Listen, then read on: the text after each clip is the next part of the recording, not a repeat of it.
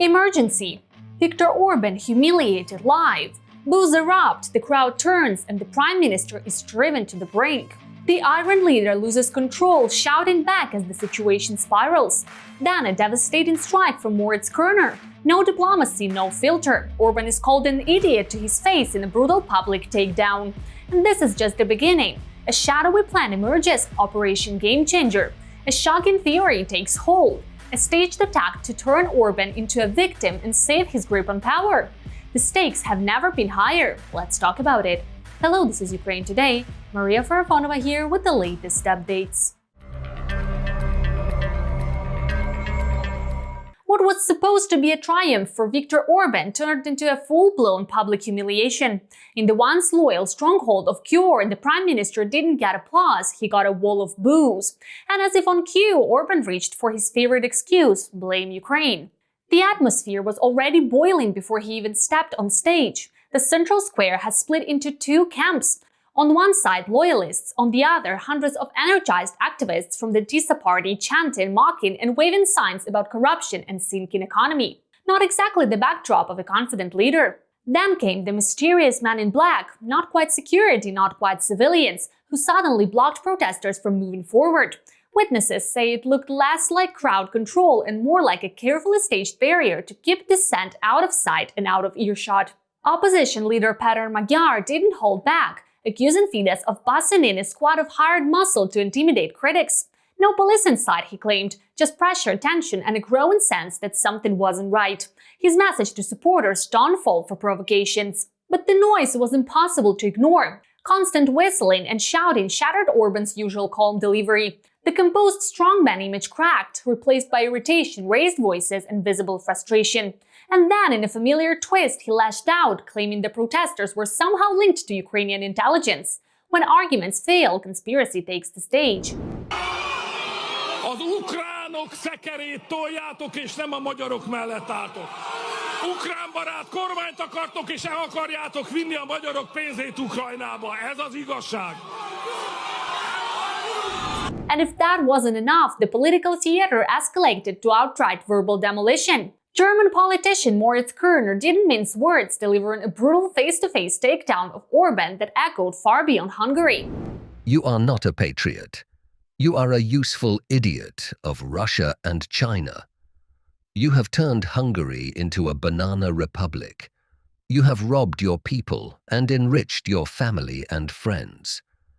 You claim to stand for national sovereignty, yet you invite Chinese police to monitor people in your country. You say you want to stop migration, yet you allow Russian spies into our Schengen area and call it a national card. That's what you are doing. Corruption, cronyism, and economic decline. Körner painted a picture of a country dragged down by its own leadership. Not exactly campaign material. As elections approach, the drama only intensifies. Orbán is now threatening to shut off gas transit to Ukraine, a move that looks less like strategy and more like desperation. The message is clear: if things don't go his way, everyone pays the price, including Hungary itself. The consequences? Potential lawsuits, backlash from international partners, and likely intervention from the European Commission. Not to mention a €1 billion hit to Hungary's own gas system. It's a political gamble where the country could lose. At this point, searching for logic in Orbán's moves feels like chasing smoke. For the first time in nearly 2 decades, his grip on power is slipping, and it shows. The rhetoric is sharper, the risks are bigger, and the clock is ticking. 3 weeks until the elections in Hungary. I think we may still hear that even bees are not allowed to cross the border. But then a story takes a turn straight out of a political thriller. Leaked intelligence suggests that when Moscow realized Orbán might actually lose power, they allegedly considered a shocking scenario. Stage an assassination attempt to transform him into the martyr and swing public emotion in his favor. A script so cynical it sounds unreal, yet disturbingly plausible in today's geopolitical playbook. Such an incident will shift the perception of the campaign out of the rational realm of socio-economic questions into an emotional one, where the key themes will become state security and the stability and defense of the political system. The operatives wrote in a report prepared for the SVR's main unit for political influence operations, Directorate MS, or Active Measures Department. And the plot thickens. Reports claim Russian operatives are already on the ground in Budapest, orchestrating disinformation campaigns and deepfakes aimed at discrediting the opposition. While Orbán talks about sovereignty, critics say the real directors may be sitting elsewhere. There is growing panic in the ruling party, and I think they may take some not well-considered steps to hold on to power, said András Telkis, a Hungarian former deputy foreign intelligence chief. The Russians will do everything to keep Orbán in power. They consider Hungary as part of their sphere of influence. The bigger picture? A leader under pressure, a country at the crossroads, and a political storm that's only getting stronger. For many Hungarians, the question is no longer if change is coming, but how dramatic it will be. April 12th may decide everything, and for Orbán, time is no longer an ally. A new scandal surrounding Viktor Orbán. The Hungarian Prime Minister is allegedly buying votes ahead of elections. These are the findings of the investigative report, The Price of a Vote.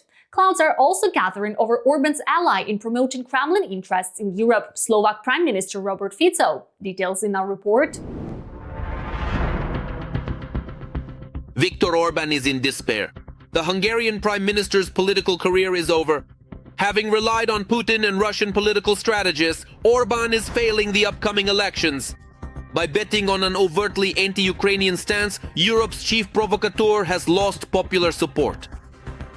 Everyone understands that the EU's problem isn't with Hungary or its people, but specifically with Orbán.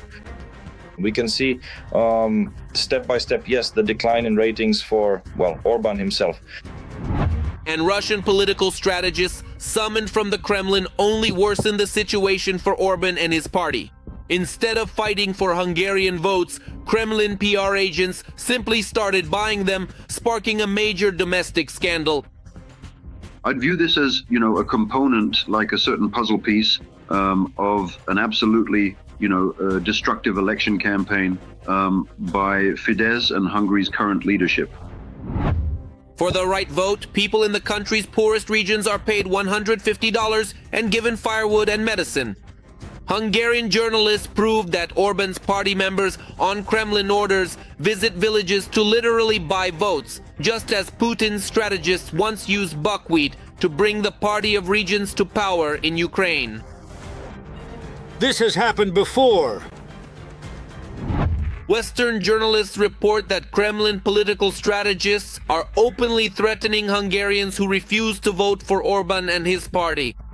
But here's the catch. Instead of being intimidated and bowing to the current government, voters are increasingly supporting the Hungarian opposition. We can observe that in recent times, the United Far Right has effectively pushed Orbán's campaign to the right. As a result, he's gradually starting to lose the center. So more moderate, yes, patriotic citizens, perhaps even with slight hints of chauvinism, find the position relatable, but such odious politicians supporting Orbán repel these voters, leading them to seek other alternative, center-right politicians in Hungary. Thus, the Hungarian center-right opposition party TISA has increased its lead over Prime Minister Viktor Orbán's Fidesz party by a full 23%. As of today, 58% of voters are ready to vote for them, compared to 35% who support the current government.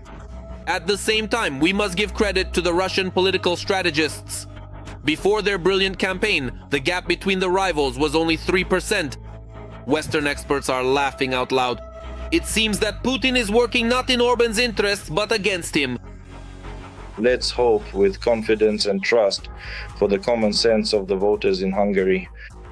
I hope that the manipulations of Russian propaganda used in the campaign will have the opposite effect. And yet, after so many years, Orbán's long-standing era as the leader at the helm of the city of Budapest will finally come to an end. Things are no better for another of Putin's henchmen sent to the EU, Robert Fico. Although the elections in Slovakia are still far off, the Bratislava Prime Minister may face them behind bars. And all because the local police have launched an investigation against him on the opposition's charges of high treason. According to the opposition, by his decision to stop emergency electricity supplies to Ukraine, Fico is opening a new front against Ukraine on Vladimir Putin's side. Supposedly, this decision by Fico could have humanitarian consequences and at the same time negatively affect Slovakia's position abroad. And although the investigation is still in its early stages, more than 13,000 people have already joined the statement filed by the leader of the Slovak Liberal Party, Freedom and Solidarity. And Fico himself, in addition to high treason, is charged with abuse of power, inhumanity, and breach of duties in managing someone else's property. And now an unexpected twist on the global stage. For the first time ever, Alexander Lukashenko has arrived in North Korea. Ceremonies, songs, dances, and symbolic gifts, it all looks like a carefully staged spectacle. But behind the choreography lies a bigger question. Has isolation pushed these regimes into each other's arms? The friendship between two of the world's most controversial leaders is now sealed on paper. But where does this leave Vladimir Putin? And why is Lukashenko suddenly racing to reclaim influence on the world stage? Details ahead. A parade of honors and ostentatious grandeur. Lukashenko hasn't been welcomed with such scale even in Moscow, it seems.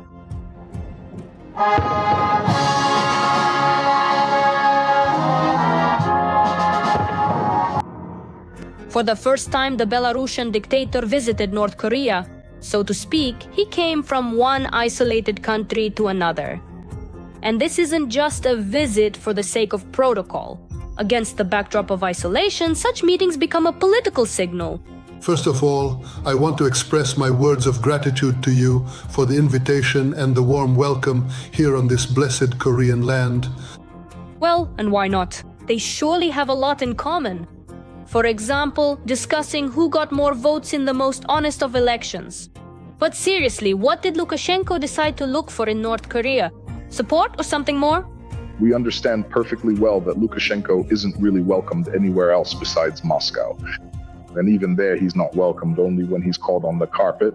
And yet this connection with North Korea, a nuclear state that strives to obtain a nuclear triad with the help of the Russian Federation, generally, let's say, on the other side of the continent, yes, it really gives certain strategic opportunities for Belarus. But it's not just about parades. In honor of the arrival of such a great potato guest, they staged a whole concert. At that moment, somewhere in his bunker, a lonely Putin was sobbing.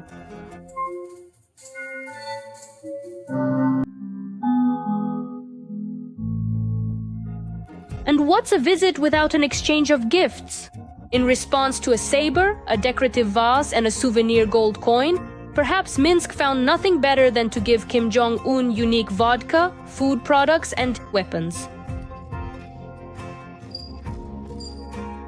Just in case if enemies appear.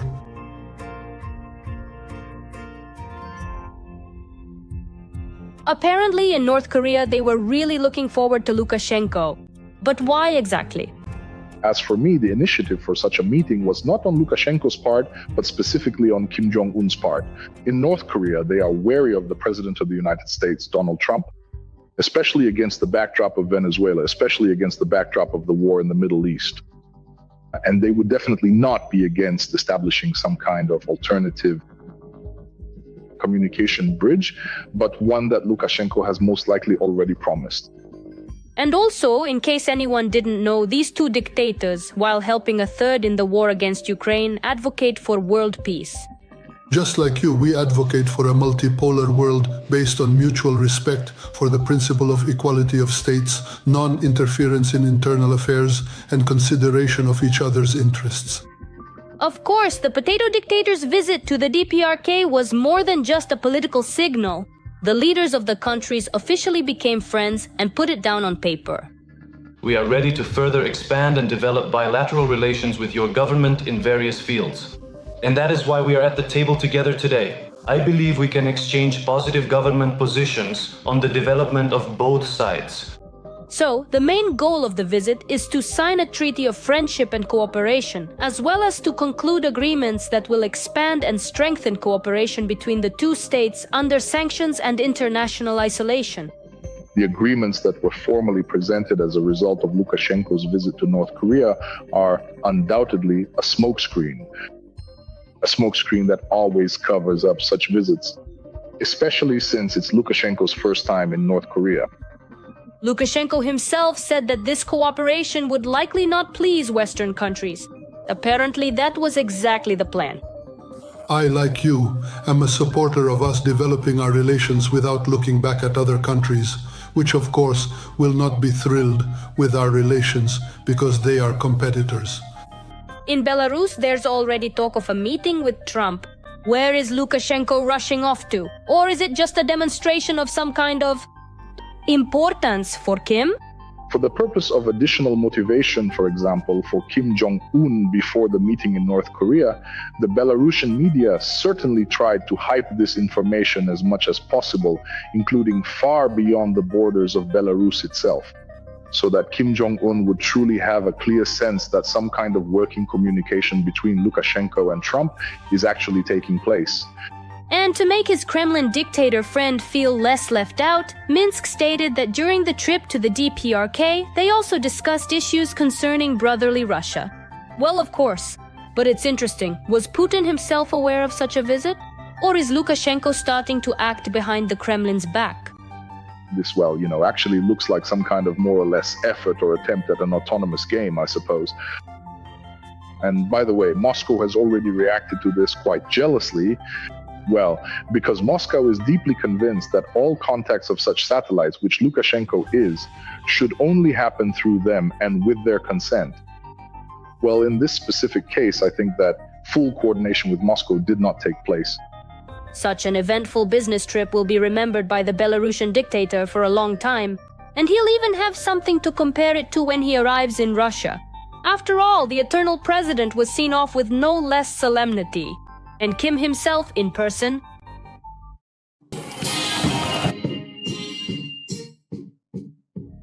No matter how much strength they show, isolation is slowly taking its toll. And such visits are less about strengthening an alliance and more about simply staying on the international agenda. And as the circle tightens, alliances must be formed not with those you want, but with those who are left. What do you think about the latest events? Share your opinion in the comments, like the video and subscribe to stay informed about the main headlines. See you soon!